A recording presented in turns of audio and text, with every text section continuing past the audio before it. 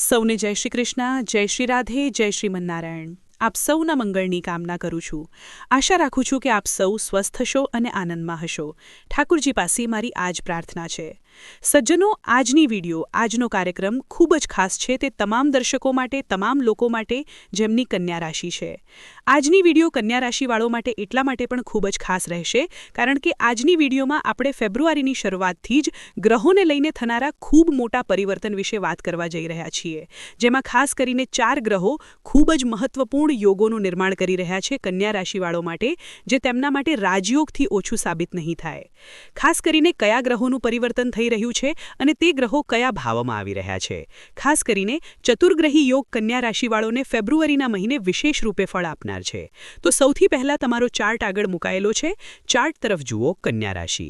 કન્યા રાશિ જુઓ, 4 ફેબ્રુઆરીથી બુધનું રાશિ પરિવર્તન થઈ ગયું છે। તમારી કુંડળીના 5મા ઘરથી નીકળીને કુંડળીના 6ઠ્ઠા ઘરમાં પ્રવેશ કરી ચૂક્યા છે, જે તમારા માટે ખૂબ મોટી શુભકામનાઓ અને ખૂબ જ સુંદર યોગોનું નિર્માણ કરી રહ્યા છે। ખાસ કરીને જુઓ, 6 ફેબ્રુઆરીએ શુક્ર પોતાનું રાશિ પરિવર્તન કરશે। તે પણ કુંડળીના 5મા ઘરથી નીકળીને કુંડળીના 6ઠ્ઠા ઘરમાં આવશે। બુધ અને શુક્ર મળી ખૂબ સારો લક્ષ્મી યોગનું નિર્માણ કરે છે, ક્યાંક ને ક્યાંક તમારું ભાગ્ય નિર્માણ કરશે। સાથે સાથે તેમની સાથે સૂર્યની ઉપસ્થિતિ 13 ફેબ્રુઆરીએ થશે। 13 ફેબ્રુઆરીએ સૂર્ય પણ કુંડળીના 5મા ઘરથી નીકળીને કુંડળીના 6ઠ્ઠા ઘરમાં પ્રવેશ કરશે અને આ સાથે સાથે ખાસ કરીને 23 તારીખે એટલે કે 23 ફેબ્રુઆરીએ સેનાપતિ મંગળ પણ ત્યાં આવી જશે કુંડળીના 6ઠ્ઠા ઘરમાં। તો આ ચતુર્ગ્રહી યોગ ખાસ કરીને સૂર્ય અને બુધ મળીને સૂર્ય બુધાદિત્ય યોગનું નિર્માણ કરશે। મંગળ અને શુક્ર મળીને મહાલક્ષ્મી યોગનું નિર્માણ કરે છે। ખાસ કરીને આ તમને કઈ રીતે લાભ આપશે, કારણ કે અહીં ખૂબ સારો ગ્રહયોગ નિર્મિત થઈ રહ્યો છે। સૌથી પહેલા સૂર્ય અને બુધની વાત કરીએ તો સૂર્ય અને બુધ કુંડળીના 6ઠ્ઠા ઘરમાં કન્યા રાશિ માટે વિશેષ રૂપે કહેવામાં આવે છે। જુઓ, આ જે ભાવ છે 6ઠ્ઠો ભાવ, તે કુંડળીમાં 3 વસ્તુઓને મુખ્ય રૂપે પ્રતિનિધિત્વ કરે છે: રોગ, રિપુ અને ઋણ। એટલે કે આપણા જીવનમાં આવનાર રોગ, આપણા જીવનમાં વધનાર શત્રુ રિપુ અને આપણા જીવનમાં વધનાર ઋણ એટલે કે કર્જ, આ 3 વસ્તુઓનું પ્રતિનિધિત્વ કરે છે। અહીં સૂર્ય અને બુધનો યોગ સૂર્ય બુધાદિત્ય યોગ બનવાથી ક્યાંક ને ક્યાંક રાજનીતિના ક્ષેત્રમાં શત્રુઓ પર ભારભૂત રહે છે। એવો વ્યક્તિ ક્યાંક ને ક્યાંક શત્રુઓ પર વિજય પ્રાપ્ત કરે છે। એવો વ્યક્તિ ક્યાંક ને ક્યાંક રોગોથી મુક્ત થાય છે। એવો વ્યક્તિ ક્યાંક ને ક્યાંક ઋણથી મુક્ત થાય છે। અને ક્યાંક ને ક્યાંક ખાસ કરીને જો કન્યા રાશિવાળો પર કોઈ કોર્ટ કેસ વગેરે ચાલી રહ્યા હોય તો ખાસ કરીને તમે જોશો કે કોર્ટ કેસમાં તમારી વિજય નિશ્ચિત રૂપે થશે। એવો વ્યક્તિ ખાસ કરીને ઉચ્ચ પદના અધિકારીઓ પાસેથી સન્માન પણ પ્રાપ્ત કરે છે। ત્યાં મંગળની ઉપસ્થિતિ ખાસ કરીને શત્રુ વિધ્વંસક યોગનું નિર્માણ કરે છે। એટલે કે એવો વ્યક્તિ શત્રુઓને પરાસ્ત કરે છે। શત્રુ તેની સામે ટકી શકતા નથી। જો શત્રુ તમારી છબી બગાડવાનો પ્રયાસ કરશે તો ક્યાંક ને ક્યાંક તેમની અસફળતા જ થશે। એટલે કે તેમના હાથમાં અસફળતા જ આવશે।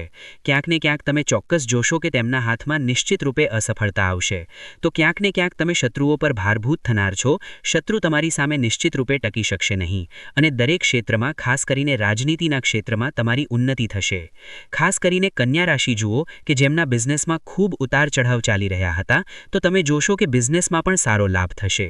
ક્યાંક ને ક્યાંક આર્કિટેક્ચર, બીટેક, ઇન્ટિરિયર ડિઝાઇનિંગ અને ખાસ કરીને હાર્ડવેર સંબંધિત અથવા પ્રોપર્ટી સંબંધિત અથવા હાઉસ વર્કિંગ જેનું કામ છે અથવા ખાસ કરીને જેમનું હોટલ મેનેજમેન્ટનું કામ છે, તેમને તે ક્ષેત્રોમાં ખાસ કરીને ઉન્નતિ મળતી દેખાશે। આમાં સૌથી મોટો પ્લસ પોઈન્ટ કન્યા રાશિવાળાઓ માટે રહેવાનો છે। હવે હું તમને બતાવીશ કે જુઓ, આ 4 ગ્રહ કુંડળીના 12મા ઘરને જોઈ રહ્યા છે। પરસ્પર જુઓ, કુંડળીના 6ઠ્ઠા ઘરમાં 4 ગ્રહ બેઠા છે અને ત્યાંથી કુંડળીના 12મા ઘરને જોઈ રહ્યા છે। 12મો ઘર વિદેશનો ભાવ પણ હોય છે। તો ક્યાંક ને ક્યાંક સૂર્યથી 7મો ઘર ચમકે છે। સૂર્યથી 7મો ઘર ચમકે છે તો સૂર્યની દ્રષ્ટિ ત્યાં ક્યાંક ને ક્યાંક નિશ્ચિત રૂપે હું કહું છું કે તમને વિદેશી સંપર્કોથી લાભ કરાવશે। બુધ પણ ત્યાં જોઈ રહ્યા છે। તો જેમનો બિઝનેસ વિદેશ સાથે ચાલે છે તેમને, અથવા જે વિદેશમાં અભ્યાસ કરી રહ્યા છે અથવા વિદેશમાં નોકરી કરી રહ્યા છે અથવા વિદેશમાં જેમનો વ્યવસાય ચાલી રહ્યો છે, તેમને ખાસ કરીને તે વિષયોમાં લાભ મળવાના ખૂબ સારા સંકેતો બતાવે છે। સાથે સાથે જે લોકો વિદેશ જવા માંગતા હતા તેમના માટે પણ વિદેશના ખૂબ સારા યોગોનું નિર્માણ થઈ રહ્યું છે।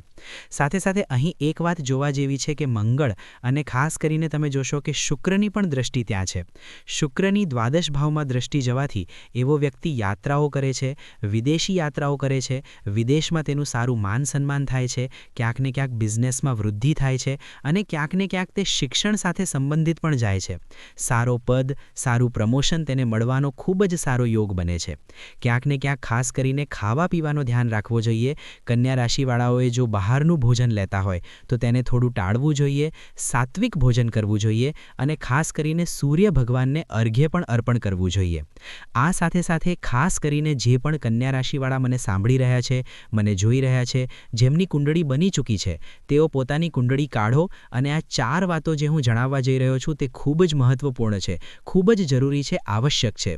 જો તમારી કુંડળી બની છે તો કુંડળી કાઢો અને આ 4 વાતો કુંડળીમાં જરૂર જુઓ. પહેલી વાત, અને મેસેજ કરીને મને જણાવજો કે તમારી કુંડળીમાં ગુરુ અને રાહુ એક સાથે તો નથી બેઠા, કારણ કે તેને ગુરુ ચંડાલ દોષ કહે છે. બીજું જુઓ કે તમારી કુંડળીમાં ચંદ્રમા અને રાહુ એક સાથે તો નથી બેઠા, તેને ચંદ્રગ્રહણ દોષ કહે છે. ત્રીજું જુઓ કે તમારી કુંડળીમાં સૂર્ય અને રાહુ એક સાથે તો નથી બેઠા, કારણ કે તેને સૂર્યગ્રહણ દોષ કહે છે. અને ચોથું જુઓ કે રાહુ કેતુની એક બાજુ તમારી કુંડળીમાં બધા ગ્રહો વિદ્યમાન તો નથી, કારણ કે તેને પૂર્ણ કાલ સર્પ દોષ કહેવામાં આવે છે.